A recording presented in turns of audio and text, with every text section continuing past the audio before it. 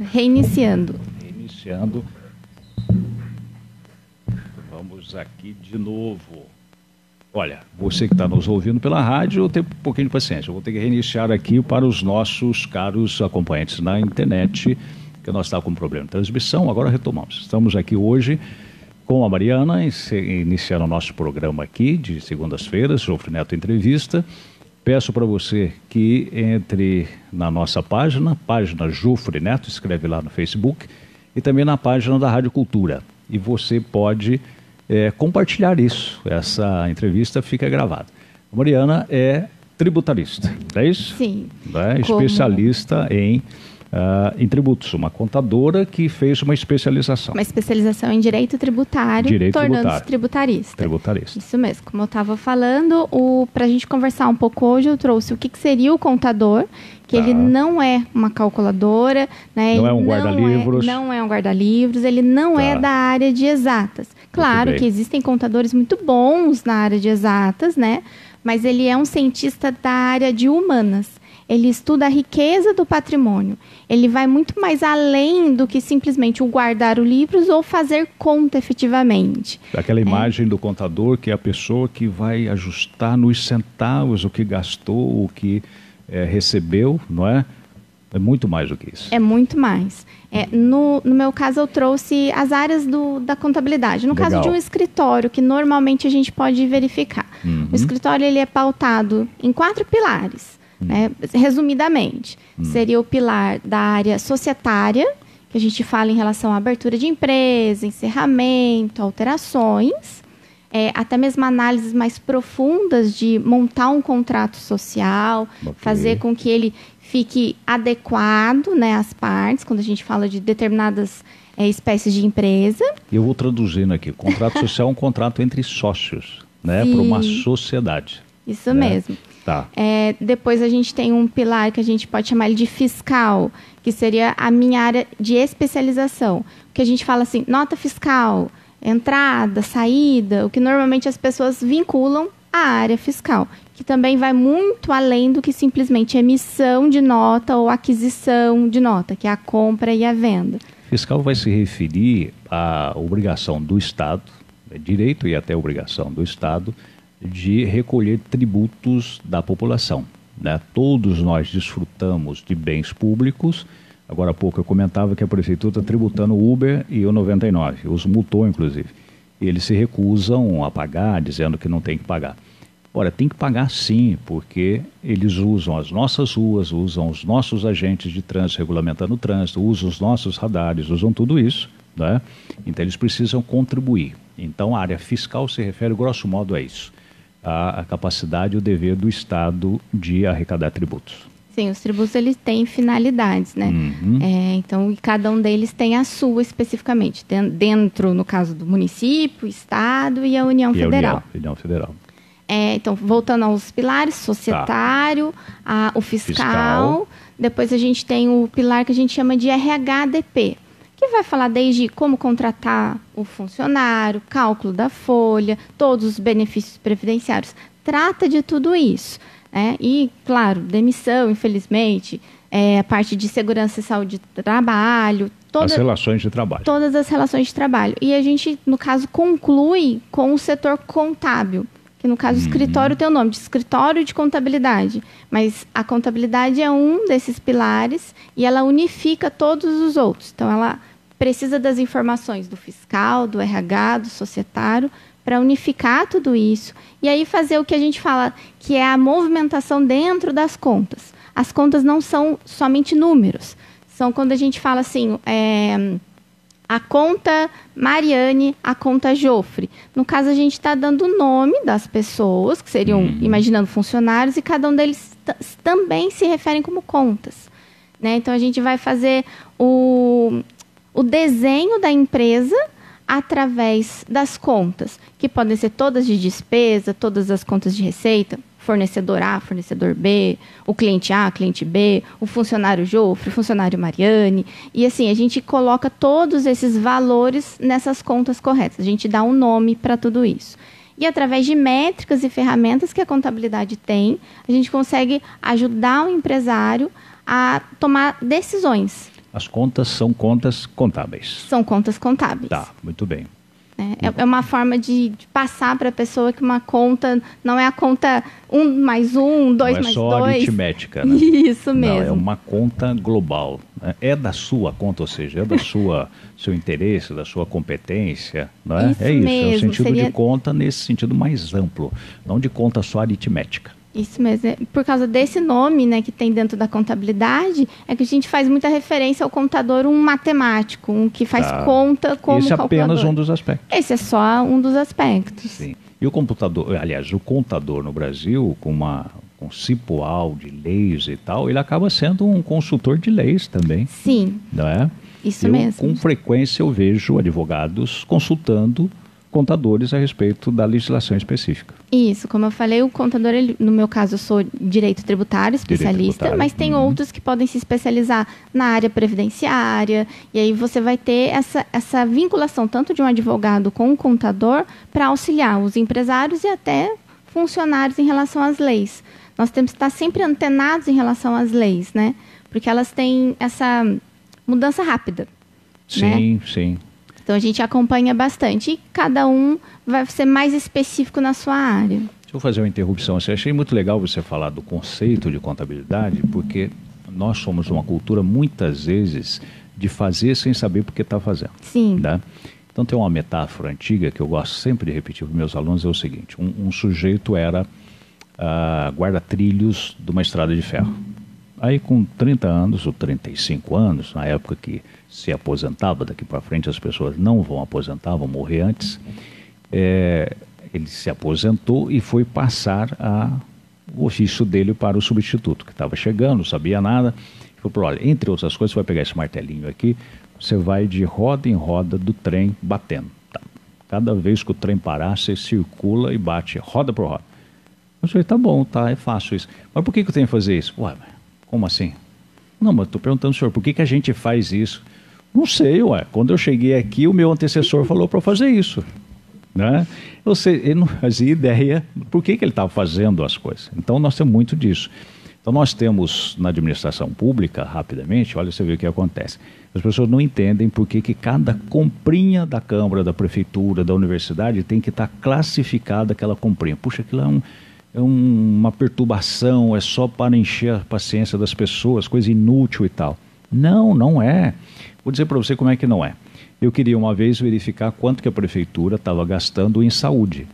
Bom, aí eu fui lá e vi a classificação dos gastos da prefeitura. E com aqueles gastos de saúde eu juntei tudo, em linguagem de contador, agreguei aquilo, né? E eu agreguei tudo aquilo e tive uma ideia de que estava gastando em saúde.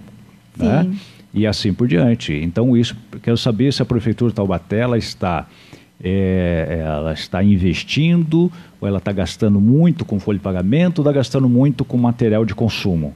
Pronto, eu vou lá, pego a classificação do que foi gasto, e aí eu tenho um panorama, um raio-x da Prefeitura. Isso mesmo, dentro da contabilidade a gente utiliza muitas classificações. Justamente, para você poder agrupar. Justamente para agrupar. Então tem diversas, desde as receitas, despesas, por nomes mais simples, por nomes mais complexos, né? Sim, conceitos mais simples, outros difíceis de entender. Por exemplo, inversão financeira é um conceito complicadinho. Sim, então todos a gente utiliza bastante essas classificações para realmente desenhar como que está o âmbito da empresa. No caso da prefeitura também.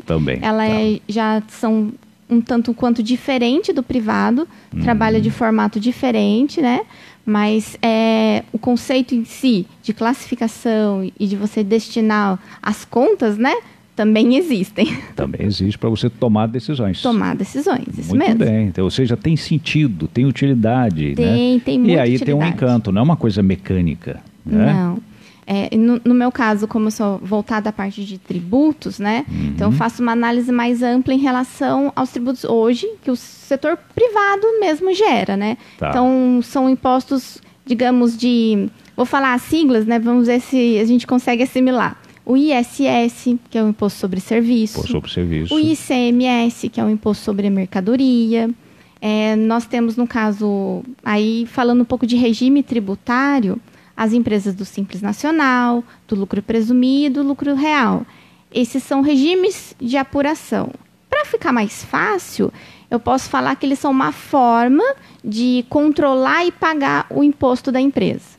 Então, o Simples Nacional é uma forma de controlar e pagar. O lucro presumido é uma forma de controlar e pagar. E o lucro real também. Então, assim, cada um desses tipos de regime trabalham com alguns impostos diferentes. Na maioria, né, de pequenos empresários, a gente trata como o Simples Nacional, que muitos conhecem como a Guia DAS, que é um documento de arrecadação do Simples Nacional. Então vamos entender aqui, você tem um pequeno empresário, ele tem a obrigação de contribuir, Sim. Né? Então a contribuição, falando de lucro, vai ser sobre o lucro. Tá? Pode ser o lucro real que conferiu, um lucro que você faz uma estimativa. É isso? Para simplificar? Então, isso. O Simples Nacional, ele trabalha de uma forma, vou explicar mais rápido. O lucro presumido é sobre essa estimativa, como você falou. Tá. Ele tem outras formas de você fazer esse controle e pagamento desses impostos. E o lucro real, até como o nome fala, ele é 100% tributado sobre o lucro real. Que então, de fato entrou de lucro. Então, tem toda uma forma de se fazer isso. Sim. Tá. E deixa eu entender, então, uma coisa que você falou no programa passado que eu achei muito legal, né? Dependendo da forma que a pessoa vai pagar, a assessoria tributária pode dizer para ela, olha, você está pagando o que não precisa. Isso mesmo. Né? Você tem um exemplo fácil para a gente falar para os nossos ouvintes? Olha, aí vou fazer uma jogada simples. Tá legal. Imaginando uma empresa que já seja do Simples Nacional. O que seria essa empresa no Simples? Ela paga uma única guia no mês, né, sobre o faturamento. Se ela faturou 100, ela vai pagar uma guia sobre esse valor, que é o que a gente chama de DAS. Dependendo do segmento dessa empresa, nós podemos fazer uma análise tributária e verificar que se ela passar para o regime de lucro presumido, né, mudar a forma de controlar e pagar do Simples para o presumido, há possibilidade de ganhos. Mesmo que você diga, mas eu vou pagar mais guias, vou ter... Mas se você somar o total daqueles impostos, ainda vai ser menor do que uma única guia que você estiver pagando no Simples Nacional. Para isso, tem que ser feito com análise de projeção e planejamento. O que já foi ou o que pretende se fazer no próximo mês, ano, né? A gente faz toda essa análise para isso. Quer dizer que a ideia do Simples é para o pequeno empresário e está pronto. Você simplifica tudo isso, mas eventualmente você vai estar pagando mais. Dependendo do segmento, é possível você pagar mais. Talvez a gente pudesse comparar com o imposto de renda, né? Se você fizer uma declaração simples, pronto, facilita. Mas se você fizer uma declaração, como é que chama? É a declaração completa. Completa. Que você pode lançar algumas deduções. Mas quem sabe você paga menos. Isso mesmo. Tá, legal, entendi. Bom, o que mais você tinha preparado para a gente?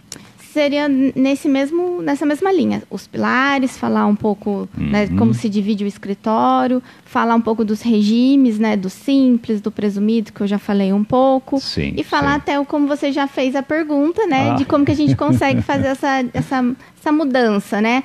Existe essa possibilidade para fazer o empresário pague menos impostos. Tá. Então, resumindo para a gente chegar a um final aqui. A pessoa vai... sei lá, ela é um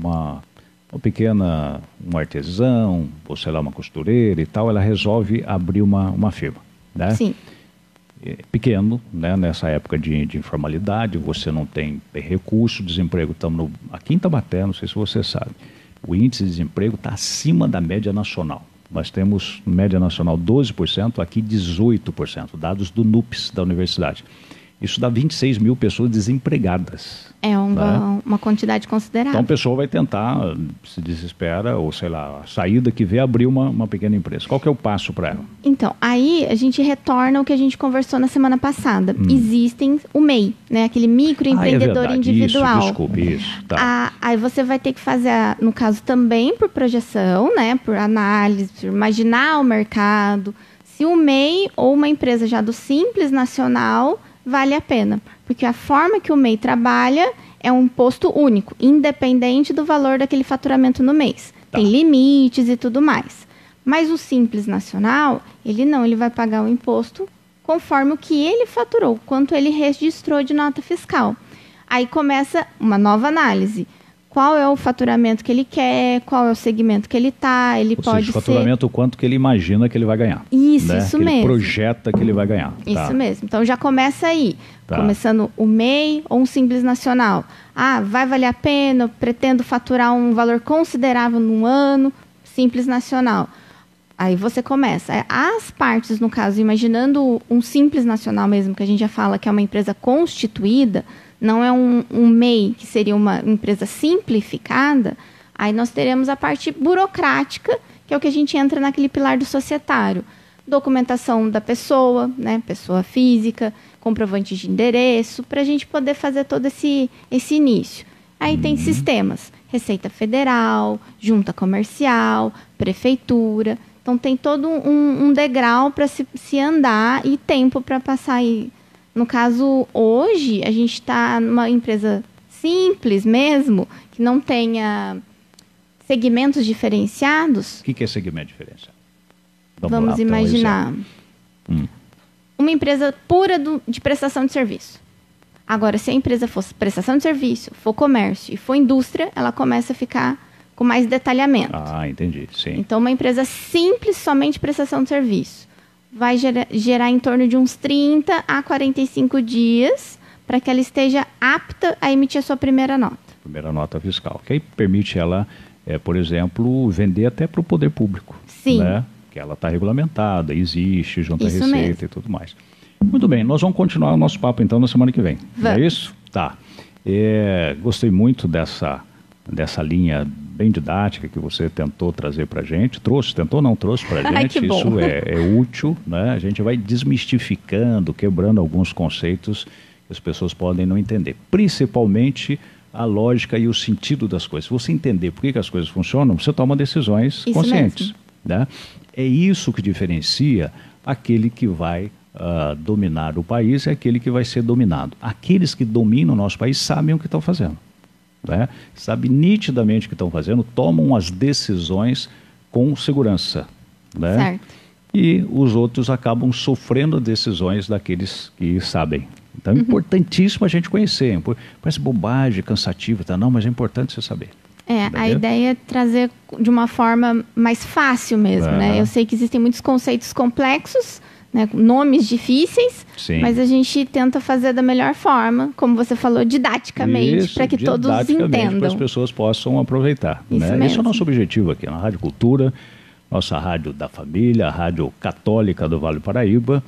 E a gente volta amanhã, se Deus quiser, para a alegria de muitos e mal-estar de alguns poucos. Estaremos de volta na nossa programação. De manhã cedo, você nos acompanha nas redes sociais, com o Boletim Nacional e também com edições locais aqui de Taubaté. Boa tarde e obrigado. Boa tarde, obrigada. Aqui você tem evangelização, boa música. Certo dia, à beira-mar, apareceu